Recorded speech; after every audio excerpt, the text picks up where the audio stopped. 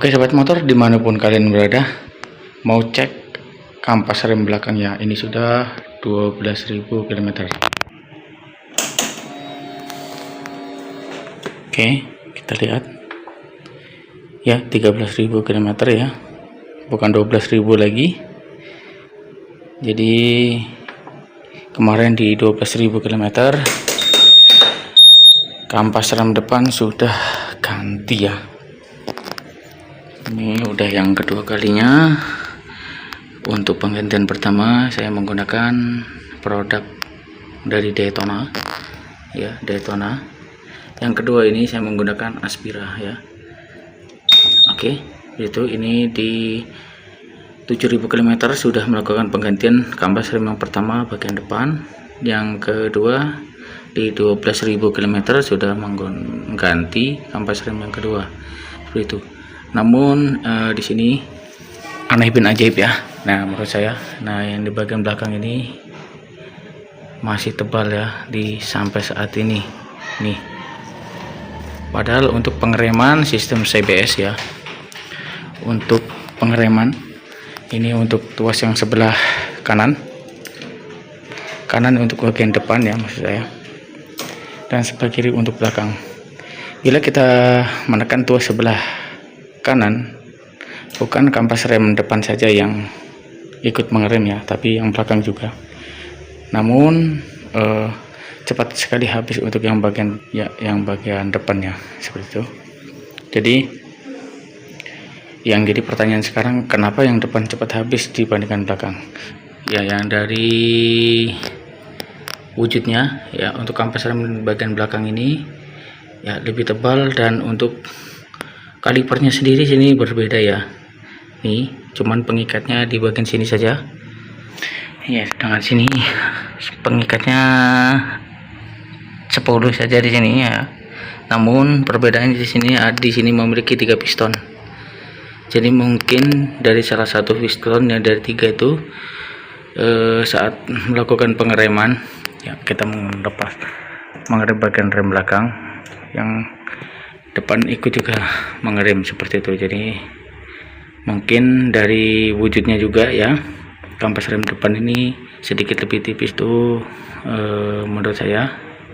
Yang selanjutnya mungkin beban di bagian depan untuk saat pengereman lebih kuat ya, karena 3 piston ya di bagian cakremnya ya, di situ kalipernya ini 3 piston, sehingga menggigitnya lebih kuat, dan tekanan untuk pengereman juga lebih bagus dibandingkan yang bagian belakang. Untuk bagian belakang sendiri saya jujur ya, saat melakukan pengereman belakang tanpa pengereman depan itu sangat kurang sekali ya, menurut saya kurang pakem dibandingkan dengan rem bagian depan ini ya, seperti itu. Ini saya mau coba cek ya, di sini kampas rem belakangnya bagaimana bentuknya, apakah masih 60%, 70%, atau bahkan 100% ya. Kita lanjut videonya. Oke, kita coba buka ya. Bukanya lebih gampang daripada yang bagian depannya. Oke, bagian dalam ini ada baut lagi. Oke, 17 pas ring untuk kunci bagian dalamnya.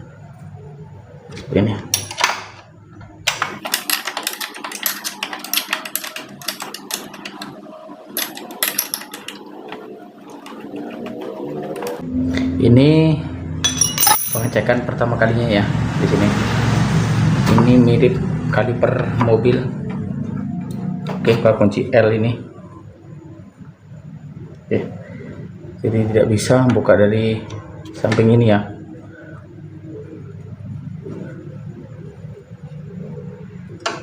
Ya, kita buka kunci L ya sini.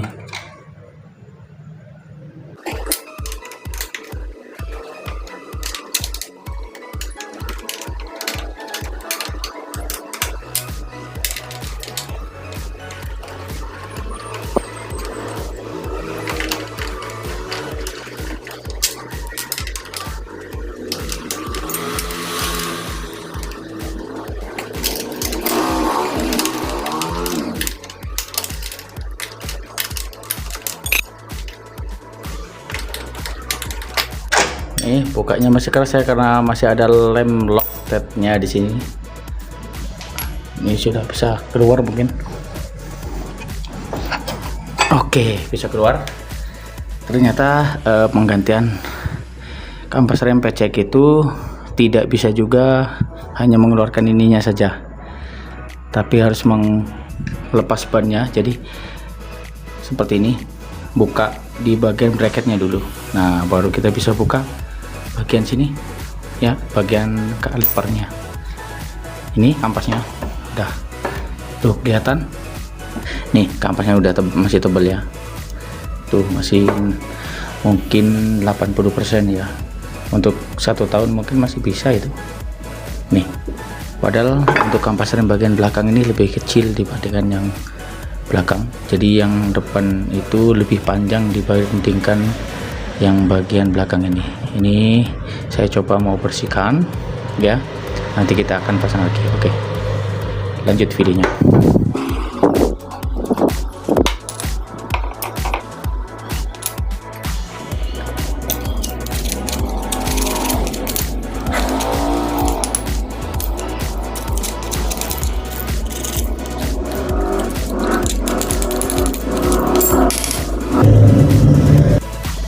Ini di 13.000 km ya, masih bersih seperti ini ya, masih tebal maksud saya ya. Memang tangguh untuk bagian belakang ini ya. Mungkin faktor-faktor yang saya sebutkan tadi, ataupun genangan air pun, lumpur ya, bisa menjadi penyebab utamanya. Namun bagian belakang pun sering kotor ya menurut saya, tapi lebih awet ya di sini tuh. Entah perbedaannya di mana, namun kampas rem untuk PCX CBS ini lebih ini ya, lebih kuat yang belakang dibanding yang depan. Oke, seperti itu. Ini akan saya melakukan pemasangan lagi. Oke, nanti kita pasang lagi ya setelah kita bersihkan.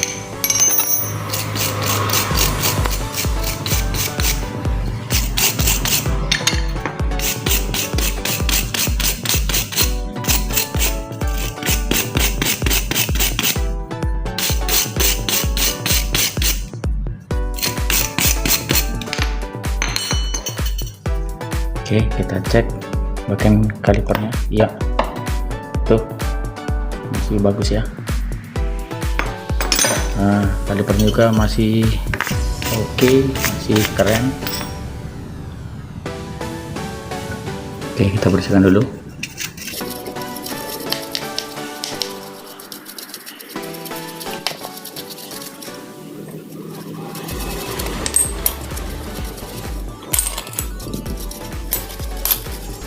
Oke, setelah kita bersihkan, kita pasang lagi kampas remnya ya.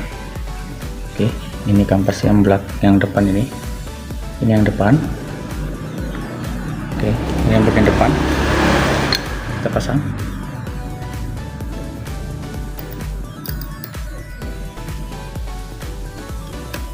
Oke, kita pemasangannya harus berbarengan ya, ini nih.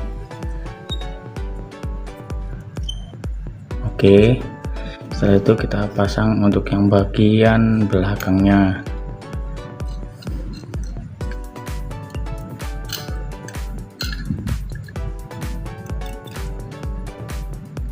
Oke, kita pasang dulu seperti itu, baru kita pasang bagian atas. Selesai, begitulah cara pemasangannya. Setelah itu kita pasang kalipernya, kita tekan, kita masukkan. Oke, nah seperti itu. Setelah itu kita masukkan lagi ya, kita masukkan dulu kampas remnya. Oke, kita masukkan baut 12 mili nya untuk menahan supaya enggak gerak kiri kanan ya. Oke, seperti itu. Kita masukkan kampas remnya. Oke. Mantap, sudah duduk. Kita masukkan bautnya di sini. Ini udah masuk bautnya. Di 13.000 km pun belum ada perubahan yang signifikan. Apakah kampas rem mau habis atau belum? Ya, di sini belum ada.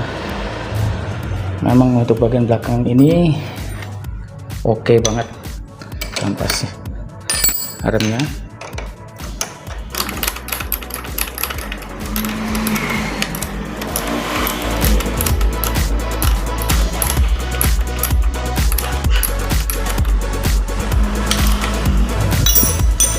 Yang mau buka sendiri di rumah, silakan kunci pasring seperti ini ya, 17 dan 12, dan ukuran kunci bintang T40.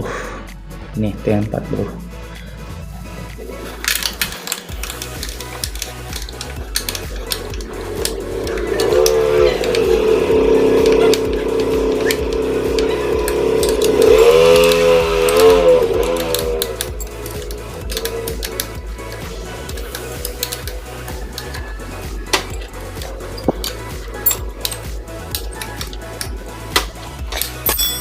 Kita cek. Oke, seperti itu ya, cara cek ya, cara membuka dan memasang kampas rem bagian belakang ya. Cara menggantinya pun sama seperti itu. Mungkin untuk cara penggantinya akan ada video selanjutnya ya, nanti ya, bagaimana cara mengoperasinya ya, seperti itu. Yang terpenting ini sudah tahu cara membukanya, dan alat-alatnya cuman hanya menggunakan 14 pasring, 14 mili pasring dan 12 mili pasring, dan kunci T ya, kunci L T40 itu, dan Anda sudah bisa membuka kampas rem belakang sendiri. Oke, seperti itu. Terima kasih yang telah menonton. Jangan lupa dukungannya, jangan lupa like, share, komen, dan subscribe. Sampai jumpa lagi di video selanjutnya. Terima kasih.